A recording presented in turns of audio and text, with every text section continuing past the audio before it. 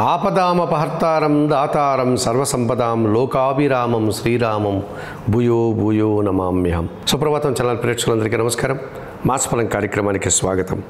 2025 June మాసంలో ద్వాదశ రాశుల వారికి గోచార రీత్యా మాస ఫలితాలు ఎలా ఉంటాయి? 2025 జూన్ మాసంలో తులారాశి వారి యొక్క మాస ఫలితాలు.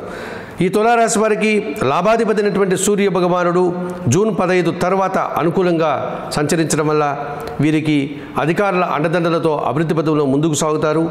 భాగ్యభావంలో మిథున రాశిలో ఈ రవి సంచారం వల్ల ప్రభుత్వం నుంచి సహాయాన్ని అందుకోగలుగుతారు, తండ్రి నుంచి సహాయాన్ని పొందగలుగుతారు.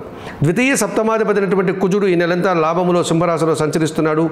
భూవాహన లాభాలు అందుకుంటారు. రియల్ ఎస్టేట్లో అధిక లాభాలు రావడానికి అవకాశం కనిపిస్తుంది. ఈ రకంగా వృత్తి ఉద్యోగ వ్యాపారాల్లో అభివృద్ధిని సాధిస్తారు. తృతీయ షష్టాధిపతి అయినటువంటి గురువు ఈ నెలంతా కూడా భాగ్యములో మిథున రాశిలో సంచరిస్తున్నాడు. జన సంబంధాలు పెరుగుతాయి. జన సహకారం పుష్కలంగా ఉంటుంది. సమాజంలో మంచి గుర్తింపు తెచ్చుకోగలుగుతారు. ఆర్థిక అభివృద్ధిని పొందగలుగుతారు. జన్మరాశ్యాధిపతి అష్టమాధిపతి అయినటువంటి శుక్రుడు ఈ నెలంతా కూడా అష్టమ భావంలో వృషభ రాశిలో సంచరిస్తున్నాడు. స్త్రీజన సహకారం పుష్కలంగా ఉంటుంది. కుటుంబంలో విందులు వినోదాలు నిర్వర్తిస్తారు. అందులో పాల్గొంటారు. సంతోషకర వాతావరణం చవి చూస్తారు.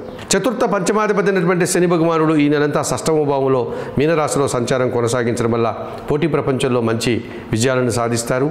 పనివారి సహకారంతో ఇంటా బయట కూడా చాలా కార్యక్రమాలు సునాయాసంగా పూర్తి చేస్తారు. లాభభావంలో సింహరాశిలో కేతు సంచారం వల్ల నిరాడంబరంగానే వృత్తి ఉద్యోగ వ్యాపారాల్లో అభివృద్ధిని సాధించుకోగలుగుతారు. మరి భాగ్య వ్యయాధిపతి అయినటువంటి బుధుడు ఈ నెలంతా కూడా భాగ్యములో మిథున రాశిలో సంచరిస్తున్నాడు. కొన్ని అసౌకర్యాలను అశుభ వార్తను వినాల్సి ఉంటుంది. అలాగే రాహు పంచమ భావంలో కుంభరాశిలో సంచరించడం వల్ల సాంప్రదాయ వ్యతిరేకమైనటువంటి ఆలోచనలు, సంతానంతో మనస్పర్ధలు రావడానికి అవకాశం కనిపిస్తుంది. మరి ఈ తులారాశి వారు పంచమ రాహుదోషం నుంచి బయటపడడానికి దుర్గాదేవికి కుంకుమ పూజ నిర్వర్తించండి. అలాగే శ్రీదేవి ఖడ్గమాల స్తోత్రం చదువుకోవడం వల్ల మీరు ప్రశాంతంగా ఉండగలుగుతారు.